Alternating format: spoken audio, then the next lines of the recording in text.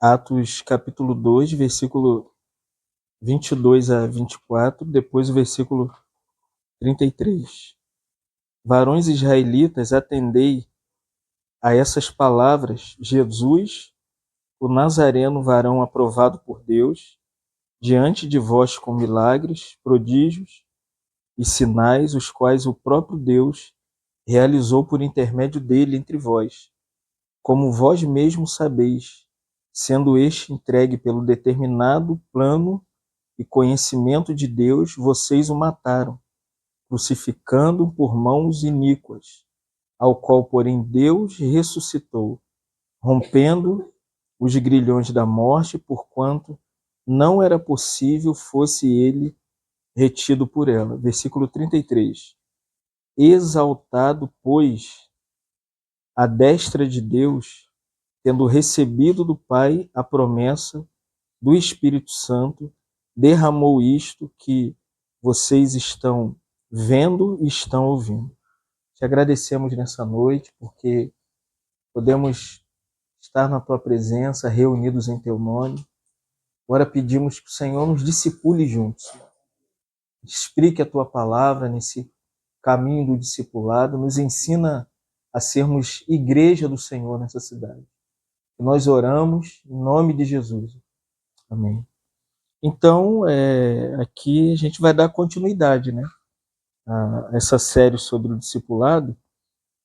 E o que é mais interessante para a gente entender tudo isso aqui é que Pedro ele vem, né, de uma sequência que o Espírito Santo veio.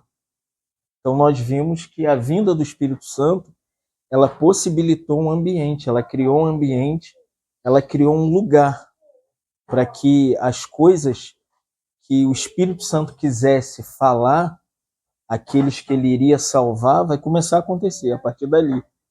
Então o que acontece? Acontece que o Espírito vem, e à medida que o Espírito vem, existem 3 manifestações que nós vimos da obra do Espírito Santo no capítulo 2. Vocês se lembram? As 3 manifestações do Espírito Santo? Em Atos capítulo 2, versículo 2 e 3. E 4 diz assim: de repente veio do céu um som como um vento impetuoso e encheu toda a casa onde estavam assentados, e apareceu distribuída entre eles língua como de fogo, e pousou sobre cada um deles, e todos ficaram cheios do Espírito Santo e passaram a falar em outras línguas, segundo o Espírito nos concedia que falasse. Então o Espírito Santo se manifesta de 3 maneiras. Ele vem como vento para regeneração, ele vem como fogo para purificação, e ele vem como as línguas estranhas, ou como nós aprendemos, a língua estrangeira, ou dialeto que todo mundo se entendia. O princípio de Babilônia acabou, que é o princípio da proclamação. O vento salva, o fogo purifica, e as línguas é a oportunidade que o Espírito Santo agora vai dar a Pedro no dia de Pentecostes. Por quê? O Espírito foi derramado, quem vai virar o centro do dia de Pentecostes? Quem é a pessoa central do dia de Pentecostes? Quem é? Para quem que o Espírito Santo vai designar as pessoas? Vai direcionar as pessoas? É isso que nós vamos ver nessa noite, no discipulado. Quem é a pessoa para quem o Espírito Santo aponta? O Espírito Santo não aponta para a igreja, para ministério, para nome de homens, para denominação, para grupo sem placa, para grupo com placa, para reunião de casa, nada disso. A, a, a, o vínculo que o Espírito Santo vai fazer é com a pessoa e a obra de Jesus Cristo. Então vamos ler, começar a ler aqui na folhinha. O tema é para onde o Espírito Santo aponta. Vamos ler? A pessoa e a obra de Jesus. Ponto 1. A vida de Jesus Cristo. Dá uma folhinha para ele ali. A vida de Jesus Cristo. Então, o que é interessante aqui é que a gente observe que a prioridade da obra do Espírito Santo não é apontar para mais nada. Qualquer movimento, Ah, é o movimento do Espírito Santo. Então, cadê Jesus? É o movimento de Deus? Jesus está onde? O que está acontecendo ali? Tem Jesus sendo glorificado na pregação? Tem Jesus sendo glorificado no louvor? Tem Jesus sendo glorificado nas famílias? Se tem Jesus, é uma obra do Espírito Santo. Porque o princípio da obra do Espírito Santo não é homens, não é ministério de homens, não é igreja de homens, não é denominação de homens, não é desigrejismo de homens, não é nada disso, irmão. É Cristo. Por isso que eu botei o ponto 1, a vida de Jesus Cristo. Quando o Espírito é derramado, olha que lindo. Pedro diz assim: varões israelitas, atendem nas palavras que eu tenho para dizer. Pedro não vai explicar o que aconteceu, por que aquilo está acontecendo e aquele fenômeno sobrenatural. A intenção de Pedro é mostrar, irmãos, quem é Jesus Cristo. Se qualquer irmão se levanta ou líder se levanta e não apresenta Jesus para essas pessoas, o ministério dele é falso. Mas tem 15 mil pessoas, é falso. Ah, tem 3 pessoas, se não tem Jesus é falso. Ah, tem 5 pessoas, se tem Jesus é verdadeiro. O que autentica ministério não é número grande e nem número pequeno, amém, irmão? O que autentica o ministério? O seu, o meu ministério. É a figura central que vai ser exibida ali, Jesus. Se Jesus não é o centro, não tem nada que tenha valor. Então vamos lá, o ponto A. Vamos ler? Jesus nasceu em Belém, mas foi criado em Nazaré. Nazaré era um lugar desprezado. João 1, 46, Isaías 53, versículo 3. Lê para mim aí. Perguntou-lhe Natanael: Nazaré pode sair alguma coisa boa? Bem. Entendeu? Nazareno era uma pessoa desprezada. Então, quando Pedro diz aqui, vocês têm que atender na minha palavra, mas a palavra que eu vou mostrar para vocês é a pessoa que eu prego. Quem que eu prego? Não é o Jesus dos aplausos, o Jesus da bênção, o Jesus da prosperidade, o Jesus da riqueza.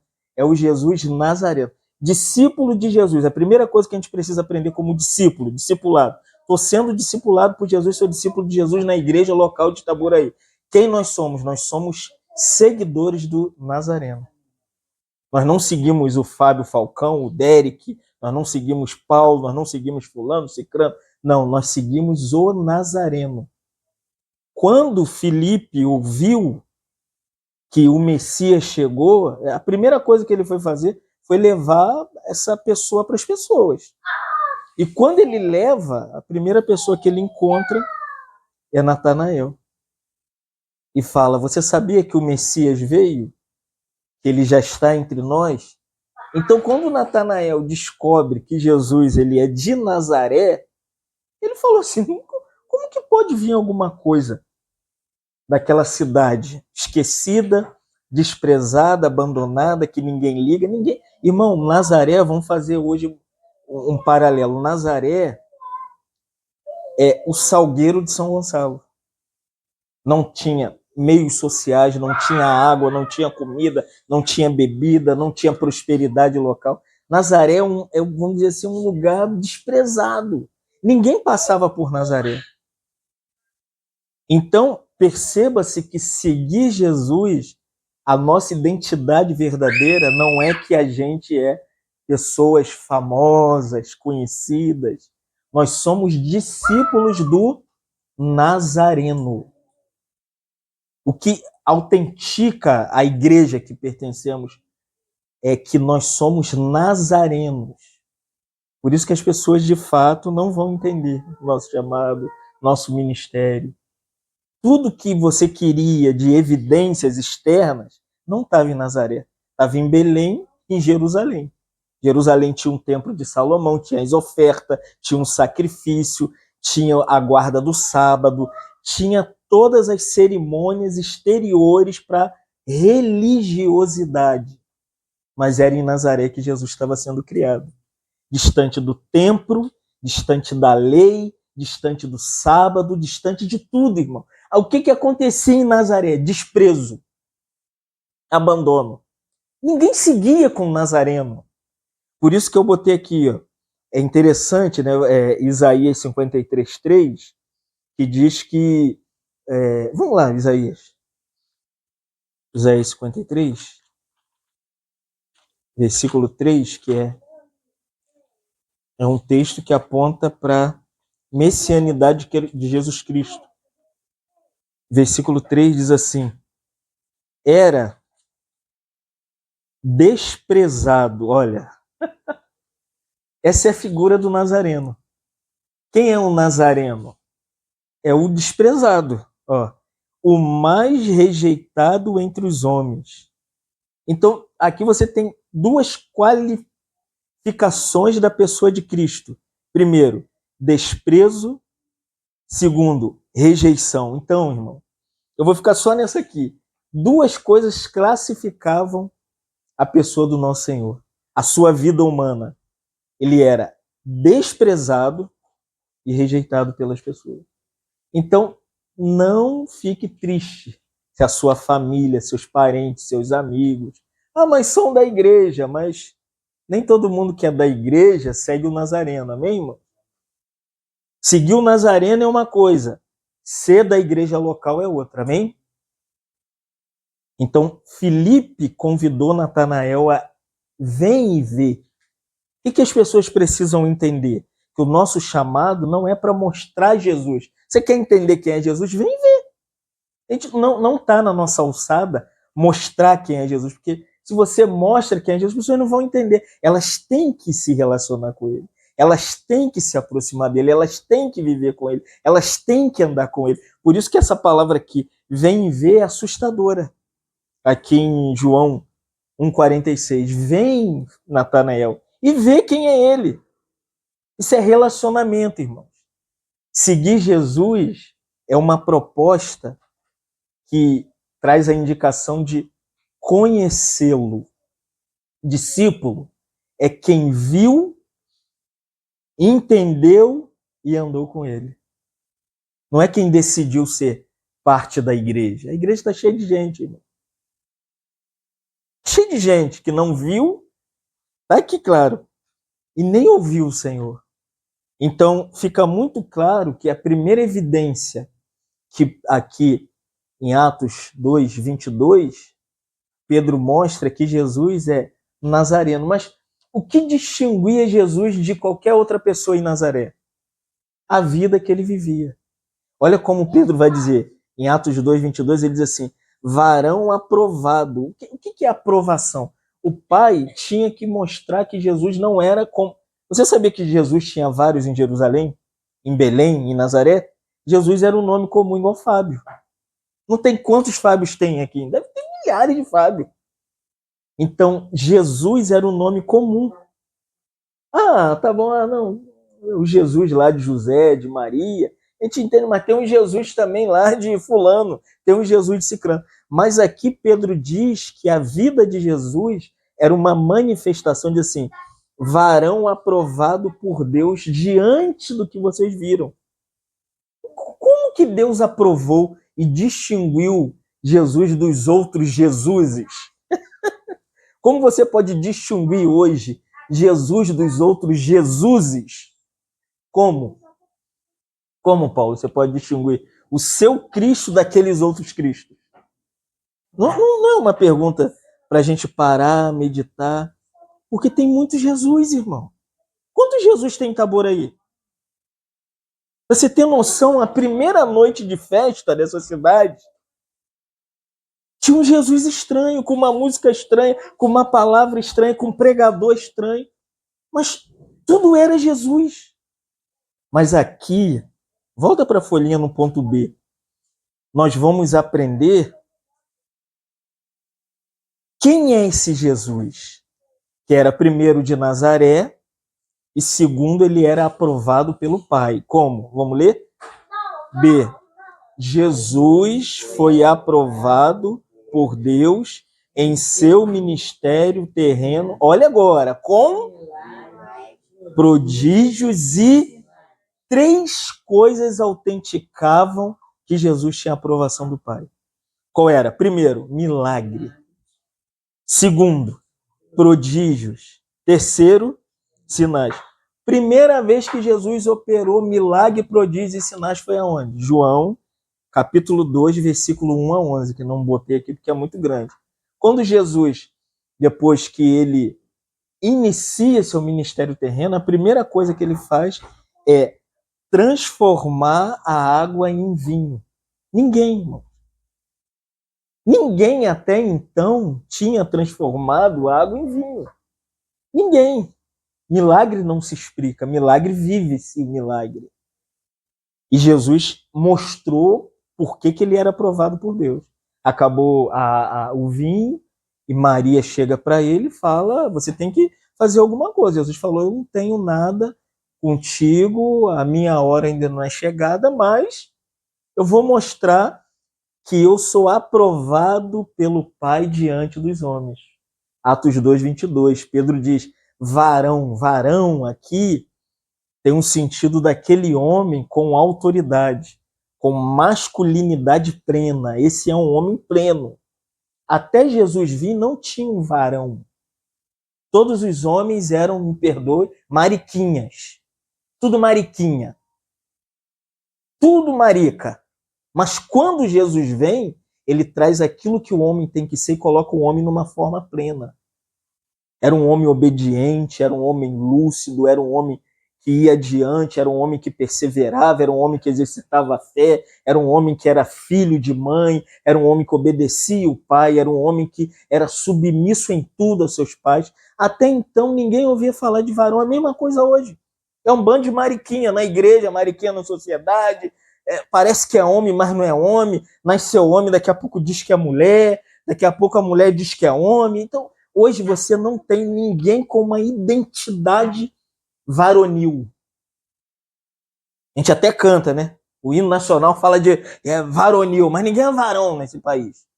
Então Jesus traz essa pessoa na sua vida, na sua manifestação, como um amo e pleno. Ele podia falar com mãe, com respeito, mas com autoridade. O que eu tenho contigo? Hoje se a gente fala com as pessoas, dá logo briga, né? Virou, arruma uma briga, que zumba, você não sabe de nada, você não conhece nada. Mas, na verdade, irmãos, Jesus vem mostrar que a aprovação do Pai na vida dele é porque ele é uma pessoa perfeita. Nós somos imperfeitos. Nós não somos pessoas que vamos até o fim na caminhada. A gente começa lendo a Bíblia, a gente para na metade, a gente começa orando, daqui a pouco a gente deixa de orar. A gente nasceu crente, a gente vive ali pelejando para ser cristão. Mas se você quer viver uma vida plena, segue isso aqui. Segue isso aqui. Varão aprovado por Deus diante de vós com milagres, prodígios e sinais. Ele também curou o paralítico em Betesda, João 5, versículo 1 a 16. E o coxo estava ali, sempre dependente que alguém erguesse a sua maca e conduzisse ele. Até que levaram ele, né? E Jesus o curou e ele, a partir de então, ele começou a andar. Então, o ministério de Jesus está recheado de quê? De milagres, prodígios e sinais. Até Jesus não tinha nada disso. Não tinha nada disso. Se você for ver o Antigo Testamento, a profecia era sempre advertir o povo, tirar o povo da morbidão, e levanta Isaías profetiza, Jeremias profetiza, e Abacuque profetiza, e Sofonias profetiza, e Ageu profetiza. Pouca manifestação disso que a gente está vendo aqui sobre a aprovação de Deus Pai. Só o Filho tem a aprovação do Pai. Então hoje, vamos ser claro e objetivo, a maioria dos sinais e maravilhas e prodígios que nós vemos é falso, porque traz benefício para Valdomiro, ficou rico usando o dom que Deus deu. R.R. Soares ficou rico usando o dom que Deus deu. Edir Macedo ficou rico. E se a gente for malandro, nós também ficamos ricos com isso aqui, sabia disso? Você sabia disso? Você sabia que se eu quisesse ficar rico, eu estaria rico? Você ficaria rico? Use isso aqui. Use e abusa desse livro. Você fica rico. É o meio de maior riqueza monetária hoje. É a Bíblia Sagrada. Se usar com mal inclinação, você fica rico. O Senhor nos guarda. Para a gente ser varão aprovado por Deus. E sofrer calado e aprender calado e ficar na nossa. Porque esse é o chamado do Senhor para todos os que querem ser varãos. Quer ser varão, quer ser varoa, tem que ser aprovado por Deus. É Deus que te aprova, não é o homem que te aprova, não é o ministério que te aprova, não é o líder que te aprova. Por isso que vocês não precisam de nada meu para fazer qualquer coisa. Amém, irmão? Quiser ir para qualquer lugar, andar com qualquer pessoa, não tenho nada a ver com os irmãos. Mas eu sei que o nosso chamado é para deixá-los como varões aprovados. Amém? Esse é o nosso chamado, porque esse era o chamado de Jesus. Aqui ele também multiplicou os pães e os peixes, João 6, versículo 1 ao 14. E ele ressuscitou Lázaro, João 11, 1 a 44. Então, isso mostra a autenticidade do ministério de Jesus, que era aprovado pelo Pai, não pelos homens. Tanto que todos esses milagres, João 2, João 5, João 6 e João 11, levantou afronta contra o ministério dele. Depois de cura era perseguição, depois que ele cura é perseguição, depois que ele opera milagre, só isso, porque a religião não quer, irmão. A religião não quer que tenha vinho no casamento, irmão. A religião não quer que o paralítico ande. A religião não quer que você alimente as pessoas que só querem comer comida. É aqui que Jesus fala do pão vivo que desceu do céu e quem dele se comesse também se alimentaria. A religião não quer que os Lázaros saiam do túmulo. A religião quer aquilo ali que a gente viu na sexta-feira, não, na quarta, né? Eles gostam daquilo. Eu vi o vídeo, eu fiquei chocado. Ele é um ídolo. A galera só faltou se ajoelhar aos pés dele. Ele é um homem que recebeu um dom. É um dom mesmo, porque ninguém pode fazer aquilo e reunir tanta pessoa. Não vão negar tanto poder nele, mas é para o seu próprio benefício. Sabe quanto é o show dele? R$500 mil. É duro, é aqui, irmãos. Um varão aprovado com milagres, prodígios e sinais não vende seu dom. Não vende. Então, fica claro para a gente o que é a vida de Jesus. É uma vida que tem duas classificações. Primeiro, aonde ele foi criado, em Nazaré. Desprezível, abandonado, ninguém queria saber dele. E aqui está a família dele. Esse negócio do Nazareno aqui inclui a mãe, o pai e os irmãos. Se lembra? Quando ele começa o seu ministério, os seus irmãos, Tiago, Judas menor e as suas irmãs falam assim, sai daqui e para de fazer isso aqui ao redor da nossa casa e vai falar com as pessoas de outras cidades. Era um abandono, irmão. Imagina, você tem alguém com quem você foi criado, você andou, você aprendeu com ele, você esteve do lado dele, você fez tantas coisas com ele. De repente o ministério dele começa, o que aconteceu? A inveja. Enquanto o Derek estava aí sendo difamado, estava cheio de gente. Não é assim? Eu falei com o Derek, a hora que nós começarmos a reunir, se posicionar como igreja, vai todo mundo embora, irmão. As pessoas querem a nossa desgraça, a nossa derrota, a nossa miséria, para falar lá, não vai na igreja. Agora nós somos igreja, amém, irmão? E como igreja, nós testemunhamos o que nós vimos e o que nós ouvimos. Eu falei. Na hora que nós nos posicionarmos, vamos falar, o negócio ali é difícil. Porque nós seguimos o Nazareno, que é varão aprovado por Deus diante dos homens com milagres, prodígios e sinais. Olha agora, os quais o próprio Deus realizou por intermédio dele, ao qual nós vimos e nós sabemos. Então, irmãos, A vida de Jesus, ela foi uma manifestação pública. Jesus não ficou escondido num quarto, amém? Ou debaixo da cama, falando, não. Não, por isso que tudo que a gente faz na igreja de Itaboraí tem que ser público, com banner para todo mundo ver, na internet para todo mundo ver. Ministério escondido é de Satanás. É Satanás que se oculta, que fica escondido. Mas nós seguimos aqui a vida de Jesus Cristo. Ponto 2, vamos lá? Vamos ler? A obra de Jesus na cruz. Jesus foi crucificado. Vós o mataste crucificando. Isaías 53, 5, 6, Mateus 27, 22 e 23. Lê para mim.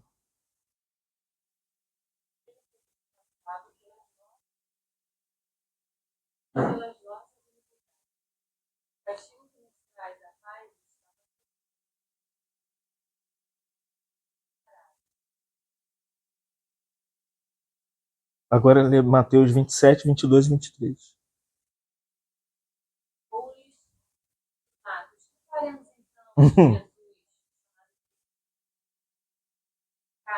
Responderam todos.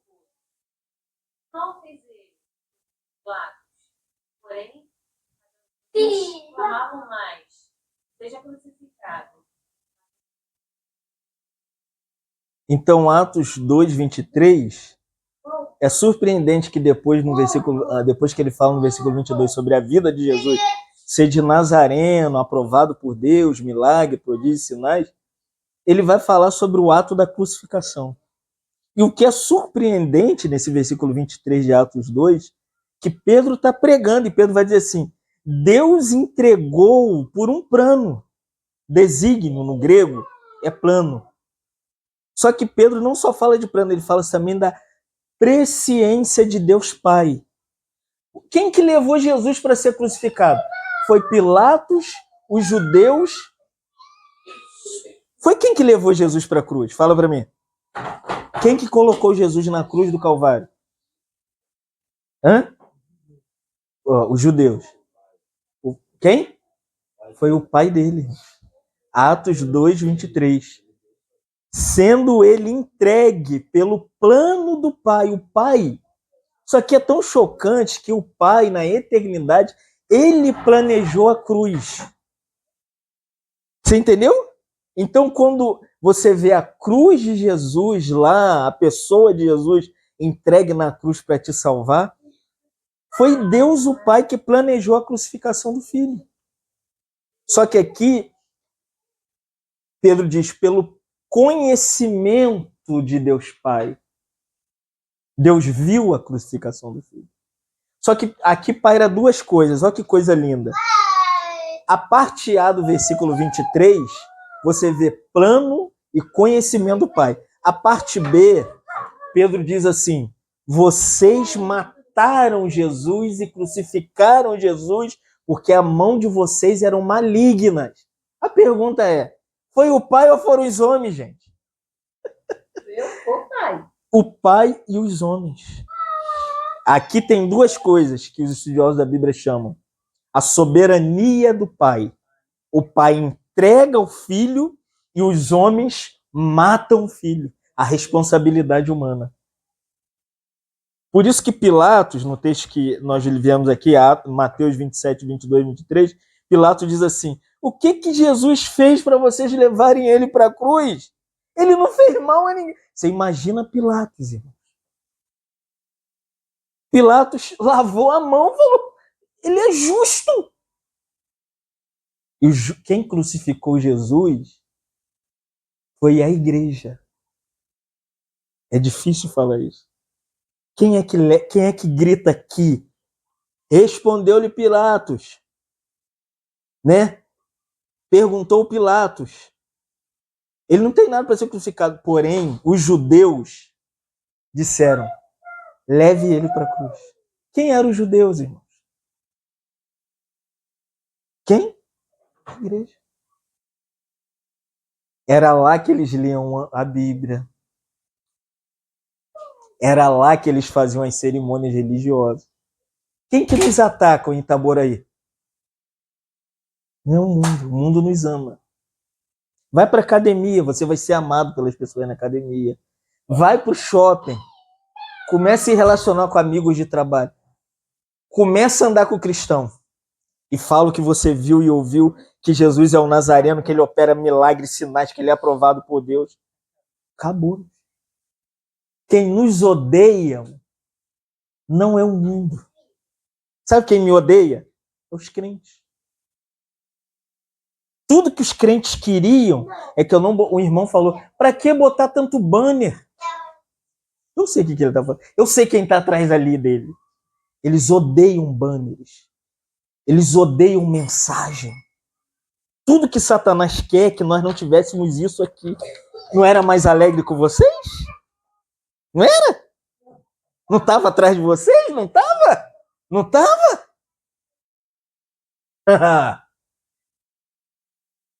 A cruz, irmãos, ela tem dois efeitos. Deus age e o homem é responsável pela crucificação. Então não tem jeito. Não podemos banalizar a cruz do Calvário.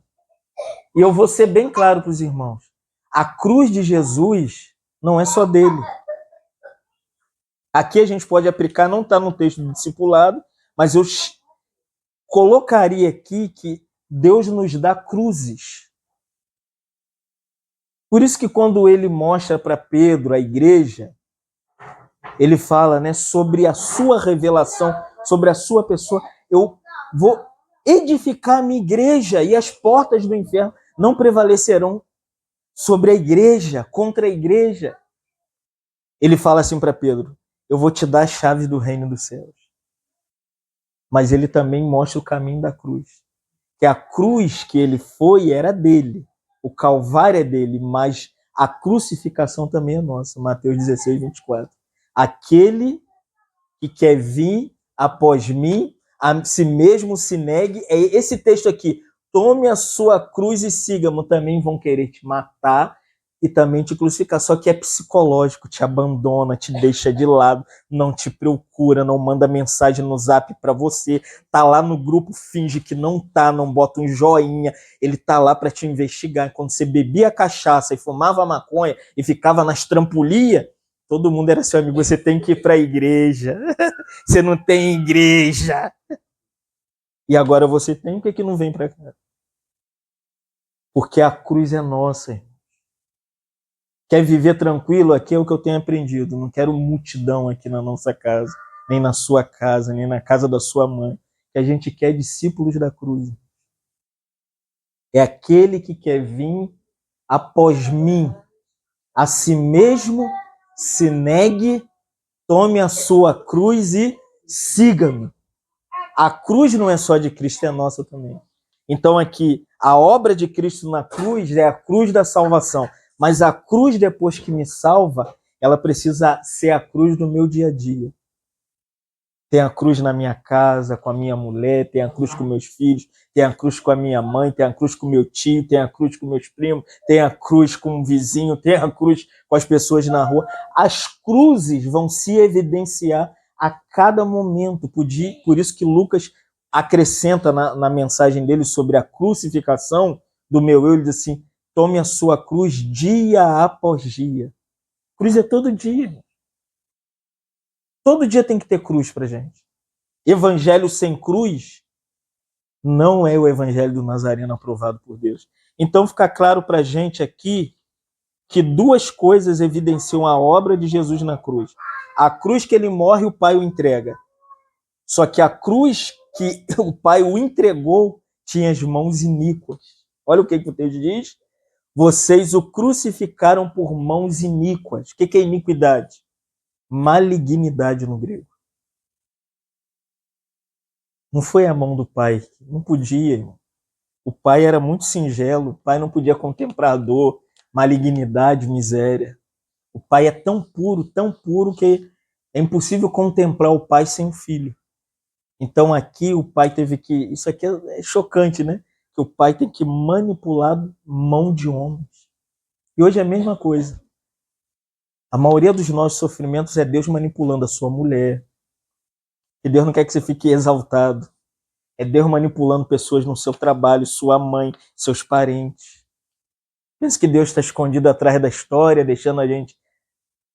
Quarta-feira chega a biografia de Elizabeth Liotte que a Joana comprou. Você vê a manipulação da mão de Deus para destruir Elizabeth. É chocante. Como Deus está por trás da história, matando os maridos, ferindo os filhos, dizimando o orgulho, tratando com eu. E a gente precisa aprender que a obra da cruz não é só que Jesus morreu para te salvar, é que a partir da obra que ele fez para me salvar, agora minhas cruzes aparecem. Segunda tem cruz, terça tem cruz, quarta tem cruz, quinta tem cruz, sexta tem cruz, sábado tem cruz. Eu tô na cruz, já vai, de vez em quando eu saio fora, arrumo uma briga com a mulher, de vez em quando a gente dá uma descida, né? Mas Jesus não desceu na cruz. Nós descemos, por isso que um dos soldados gritou de longe: se tu és o filho de Deus, desça da cruz. Ele não desceu. Ele não desceu, a gente desce. Daqui a pouquinho a gente desce da cruz. Então, a cruz é dele e é minha, amém? Ponto B. Vamos lá? Jesus ressuscitou no terceiro dia. Pedro diz, né? Porém, Deus ressuscitou, rompendo os grilhões da morte. Está aqui. Aqui, Atos 2, versículo 24. 23 fala da crucificação. A mão do Pai e a mão dos homens. Soberania de Deus e responsabilidade humana. Versículo 24, Pedro diz: Deus ressuscitou Jesus, rompendo os grilhões da morte, porque não era possível que a morte pudesse retê-lo. Não era possível. Então, por que a morte não prendeu Jesus no túmulo? Por quê? Por que, Derek? Eita, não tinha pecado. Não tinha pecado nele.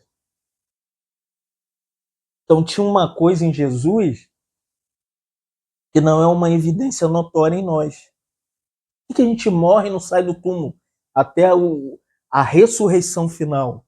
Os nossos corpos vão sair do túmulo para ser glorificados, para viver eternamente na presença de Deus. Por quê? Em nós ainda existe. Então a questão do pecado ainda é nítida na nossa vida. Não é pecado grosseiro, não é que a gente vai matar a mulher, que a gente vai assaltar banco, mas eu estou falando dessa natureza. Essa natureza, ela ainda precisa da glorificação para que, de fato, a gente seja transformado na volta de Jesus. Então, eu botei aqui 1 Coríntios, quem achou, lê para mim, versículo 4, capítulo 15, versículo 4 e versículo 14. Lê para mim quem achou.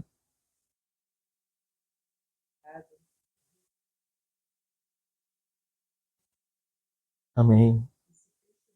Ó, vai. Porque a doutrina da ressurreição, ela é um paradigma da fé cristã.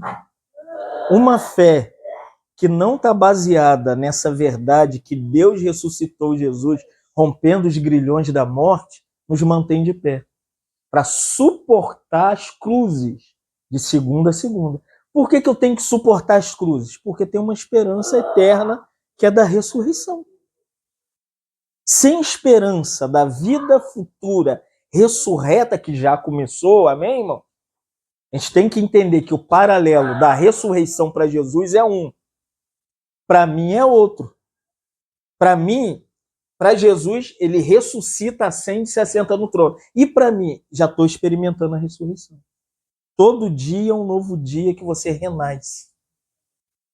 Não é assim que a gente acorda? Parece que a gente não está suportando a aflição, a tribulação, as crises pessoais, existenciais do nosso coração. De repente, essa vida ressurreta, ela te ergue da morte. Porque todo dia tem que ter túmulo, irmão. Ninguém que é cristão vai viver a experiência das cruzes se não tiver um segmento chamado túmulo. Tem que ter sepultamento. A gente tem que morrer todo dia. Morrer para levantar. Morre e levanta. Morre e levanta. Morre e levanta. Sem experiência que você é ferido no ego, que você é desprezado, irmão, você não é nazareno. Qual é a experiência? É que eu morro, entro no túmulo, mas o túmulo não é meu lugar. Aí Paulo diz assim, se Cristo não ressuscitou, eu prego mentira. A minha fé que eu professo é mentirosa. Então, qual é a nossa fé? Que Cristo ressuscitou e eu já ressuscitei espiritualmente, já ressuscitei. Já estou numa experiência nova, 2 Coríntios 5,17. É isso que quer dizer. Aquele que está em Cristo, nova criatura é, já está ressuscitado, hoje. A ressurreição começou hoje. É isso que Gálatas 2, 19 e 20 quer dizer. Estou crucificado com Cristo. A cruz existe, a vida que agora eu tenho, Paulo diz, eu vivo pela fé do Filho de Deus. Então, a vida que agora eu tenho é uma vida ressurreta. Como que você pode estar vivendo aí isso tudo que a gente tem vivido, irmão, nesses últimos dias? A igreja não é a igreja, Israel não está no lugar de Israel. Como que a gente pode ver? Só na vida de ressurreição. Só uma vida que nos tira da morte. E Paulo diz lindamente, se Cristo não ressuscitou, minha pregação não é verdadeira. A base da minha pregação, primeiro, Jesus ressuscitou. Então, agora, qual é a minha esperança hoje? Eu vou ser bem claro, está sendo gravado, depois não vai dar para editar, mas eu vou falar a verdade. 90% vamos morrer. Essa igreja dos Tales, dos Valadões, a igreja preta, a igreja do worship, ela não tem poder para trazer Jesus para arrebatá-la. Você acredita que essa igreja sai da terra? Então vou ser bem claro, pé no chão, todos nós vamos dormir. Eu, Mara, Joana, Ellen. Se o Senhor não veio na era dos grandes avivamentos, da pós-reforma, de Lutero, de Calvino, de John Knox, de Spurgeon, de MacArthur, essa era, MacArthur está quase morrendo, de Piper atualmente. Você acha que Jesus vai vir nessa era macabra nossa? Que o cara, em nome de Deus, leva 500 mil reais? E que todo mundo banca essa falcatrua? E que todo mundo está envolvido? Jesus não volta para essa igreja, irmão. Mas nós temos uma esperança. A nossa esperança é essa aqui, ó. 1 Coríntios, capítulo 15, versículo 14. Se Cristo não ressuscitou, nossa pregação é vã, mas Cristo ressuscitou. Então a nossa esperança é que se nós dormirmos, nós vamos para a parte boa do seio de Abraão, amém? Onde está Abraão, Isaac, Jacó, todos os servos. Calvino está lá, o Atmani está lá, Leland Wang está lá. Todos os que dormiram estão nesse lugar, que é a parte boa, já desfrutando da presença do Senhor hoje. Só que isso ainda é pouco. O que nos aguarda é uma ressurreição plena de um corpo igual de Jesus, que sai da morte, perfeito, cheio da presença do Pai. Então, entendo o que eu estou falando, que não... devo ser acusado que não vai ter arrebatamento. Não estou negando o arrebatamento da igreja. Mas essa igreja não traz Jesus. É com temor que eu tenho orado sobre isso. Isso eu não li em nenhum lugar. O meu coração fala isso. Lloyd Jones é a maior era de avivamento da história. Jesus não veio na era dele. Acho que Jesus vai vir nessa? Duvido, gente. Mas vamos nutrir a esperança que Jesus pode vir, nos transformar, nos dar um corpo novo e nos levar para a glória. Mas enquanto isso, tome a sua cruz e siga-me. Ponto C, vamos ler? Jesus foi exaltado, pois à destra de Deus. Se lembra qual é o versículo? Atos, capítulo 2, versículo 33.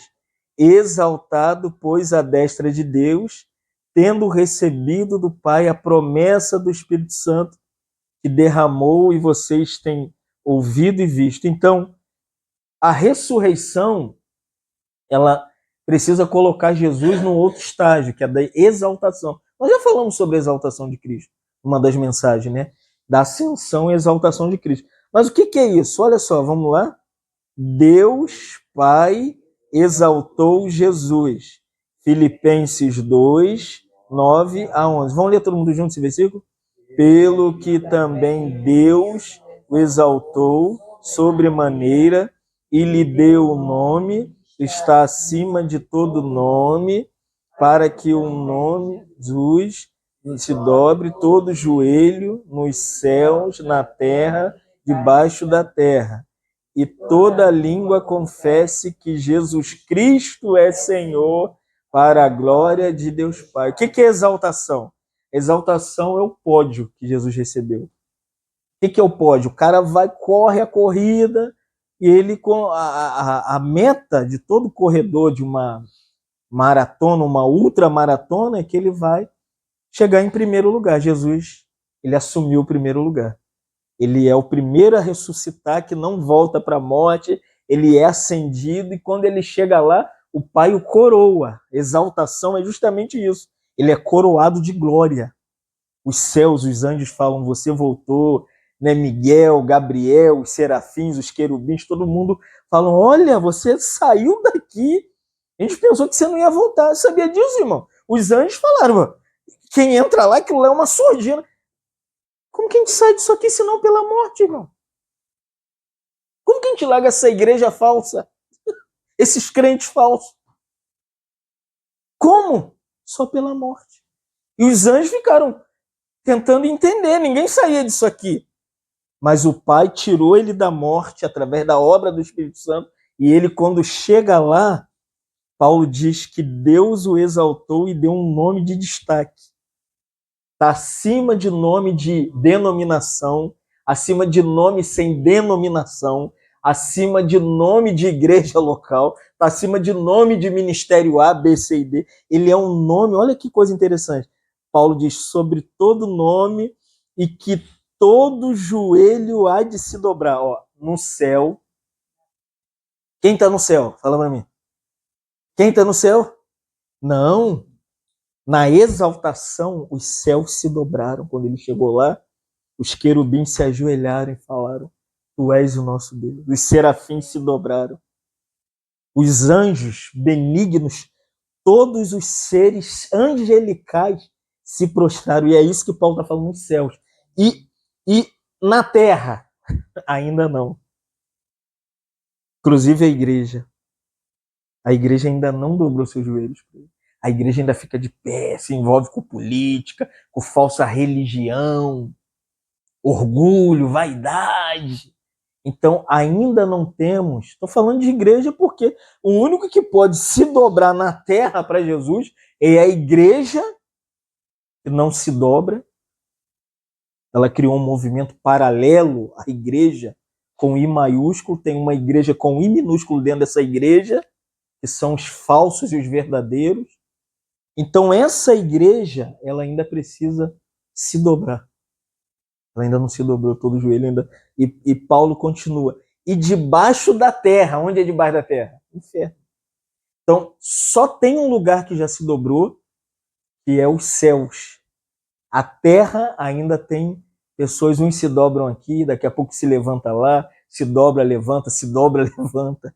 Mas debaixo da terra ainda está uma guerra, né?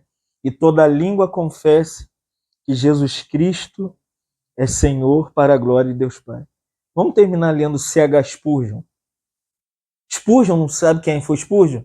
Spurgeon foi um grande pregador londrino que viveu no século XIX. Spurgeon não teve educação formal, não estudou teologia, não foi ordenado a ministério pastoral. Spurgeon era um jovem na zona rural da Inglaterra e ele entendeu que Deus havia o chamado. E ele começou a pregar nas casas, nas portas, na rua, na viela, nos becos e varreu a Inglaterra com o evangelho. Então Spurgeon ele é chamado de príncipe dos pregadores. Tudo que você puder ler de Spurgeon na internet, ver vídeo de Spurgeon, comprar livro de Spurgeon, consuma tudo. Tudo que você puder. Comentário bíblico, tem Bíblia de Spurgeon, tem livro... leia tudo. Spurgeon mudou meu ministério nesses últimos anos. minha ministração, minha visão espiritual, visão de igreja. Spurgeon não estava preso a denominacionalismo. Spurgeon era um membro do corpo que varreu e morreu enfermo por causa da situação das igrejas na Inglaterra. Deu uma gota, a perna ficou grande, ficou ansioso, preocupado. Falaram: Spurgeon, vai para o interior e fica lá. Quem puder, compre a autobiografia de Spurgeon. Chocante. A autobiografia de Charles Haddon Spurgeon. Então aqui, vamos ler para você entender. Olha o que Spurgeon vai falar sobre tudo isso que a gente tratou aqui, sobre a pessoa e a obra de Jesus Cristo. Vamos ler? Somos realmente um com Jesus. Somos membros do seu corpo. E a exaltação de Jesus é a nossa exaltação. O Senhor Jesus tem uma coroa e nos dará coroas. Ele nos dará lugares de honra, visto que venceu e está no trono ao lado do Pai. Ele não se contenta em desfrutar sozinho do seu trono. À sua direita tem de estar sua noiva adornada com ouro. Ele não pode ser glorificado sem a sua noiva. Leia tudo de Spurgeon. Olha isso aqui. Spurgeon está tratando da cena final que Jesus é exaltado. Spurgeon diz que o que Jesus teve na experiência dele como filho de Deus, todos os filhos de Deus têm. Recebemos na exaltação, subimos para o céu, esperamos a coroação, como Jesus foi coroado, porque é lindo quando ele diz assim, isto que ele diz assim, né? Ele não se contenta em desfrutar sozinho do trono. Não sabe o coração do Senhor. O Senhor está incompleto, entre aspas, no seu trono. Ainda não chegamos lá. Os mortos ainda estão embaixo, no seio de Abraão. Não estão no céu, amém? Tem ninguém no céu não, amém, irmão? No céu não tem ninguém não. Por isso Spurgeon diz aqui, à sua direita tem que estar a sua noiva adornada de ouro, cheia da natureza de Deus. Spurgeon diz assim, ele não pode, Jesus, ser glorificado sem a igreja. Imagina, se ele não pode ser glorificado sem a sua igreja, você imagina, se o meu coração é assim, você imagina o de Jesus agora. Com essa bagunça da igreja atual. Então que o Senhor nos dê graça, amém? E nos ensine a ser discípulo de Jesus com essa visão, né? Que ele era uma pessoa como nós, com uma vida como a nossa, nazareno como nós, com a aprovação de Deus como nós, entrou na morte como nós devemos entrar na morte, foi crucificado por mãos iníquas, como quase sempre nós somos levados às nossas cruzes por mãos humanas. É marido, amigo, parente. As cruzes são diárias, mas a promessa é que a gente entre na morte, no túmulo, não fique na morte, saiamos do túmulo porque temos essa promessa. Isso é ser discipulado, irmão, entendeu? Por que hoje não tem tanto discipulado na igreja do Senhor? É interessante que as pessoas não saibam disso. É interessante show, interessante pula-pula, gritaria, peça teatral, porque isso liberta a igreja. Isso mostra a igreja que é o papel da igreja. A igreja segue o Nazareno, amém? Então que o Senhor nos dê mais discipulados, entendeu? Discipule mais, nos salve mais, né, dessa situação geral da igreja. Te louvamos nessa noite. Agradecidos por toda a sua promessa, Senhor. Toda a sua palavra, essa pregação tão espontânea de Pedro que nos mostra que a igreja existe quando pessoas entendem que são seguidores do Nazareno. São desprezíveis, abandonados, não seguem lugar de honra, os melhores lugares, não estão em destaque. Não, Senhor. Não estão nos outdoor das cidades. O nome deles não são reconhecidos na política. Ó, Senhor, nós somos discípulos do Senhor. Somos nazarenos. desprezado, desprezíveis, abandonado, às vezes crucificado como o Senhor. Às vezes carregamos cruzes todos os dias. Às vezes é situações que nos colocam no fim, terminam com o nosso eu, terminam com o mundo na nossa vida, com os pecados. Obrigado pela obra da cruz, Senhor. Essa noite tudo que temos para dizer é obrigado pela sua cruz que agora é nossa. Por isso o seu convite para nós é esse: aquele que quer vir após mim, tome a sua cruz e segue-me. Senhor, esse falso evangelho que tirou a cruz do centro, tem misericórdia, Senhor. Oramos pela sua igreja em Itaboraí, não pelo pequeno grupo aqui na nossa sala, mas oramos por todos os seus filhos. Desperte pessoas, desperte líderes, Senhor, que possam despertar para toda mentira, toda corrupção, toda bajulação. Oh, Senhor, nosso coração fica frito pela situação dos seus filhos, mas não está na nossa alçada. É o Senhor quem faz, a hora que o Senhor quiser, mas entregamos Itaboraí nas suas mãos. Obrigado pela sua prosperidade sobre essa cidade. Com um pouco de conhecimento, Senhor, temos visto como o Senhor tem sido misericordioso com essa cidade. Senhor, por isso converta os seus, atrai os seus, salva os seus, toma a nossa casa em suas mãos, toma os nossos filhos, netos, bisnetos. Senhor, toma os irmãos, Senhor, na sua mão. Aqueles que não puderam vir no discipulado, pedimos a misericórdia do Senhor sobre eles. Visita eles, que amanhã possamos nos reunir pela manhã, mais uma vez para louvarmos, glorificarmos o seu nome e sermos discipulados juntos na caminhada da cruz do Senhor. Muito obrigado, Senhor. Fica conosco na festa de amor, na comunhão fraternal, que nós pedimos em nome de Jesus. Amém. Amém.